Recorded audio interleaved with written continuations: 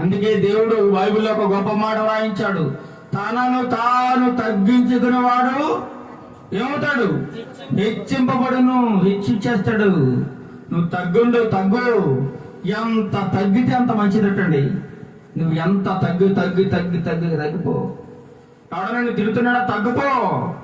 ఎవడన్నా దూషిస్తున్నాడా? తగ్గు. భరించు, ఓర్చుకో.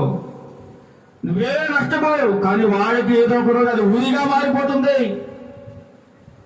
ఎవడైతే నేను అన్యాయంగా అక్రమంగా మాట్లాడుతున్నాడో వాడికి ఇది ఊరిగా మారిపోతుందట. తగ్గించుకోవాలి. తనను తాను తగ్గించుకున్నాడు హెచ్చింపబడతాడు దేవుడు. ఎవడైతే హెచ్చించుకుని నేనంతా పెద్ద తోపుని తురుముతాను అన్నాడు అనుకో, వాడిని దేవుడు ఏం చేస్తాడు?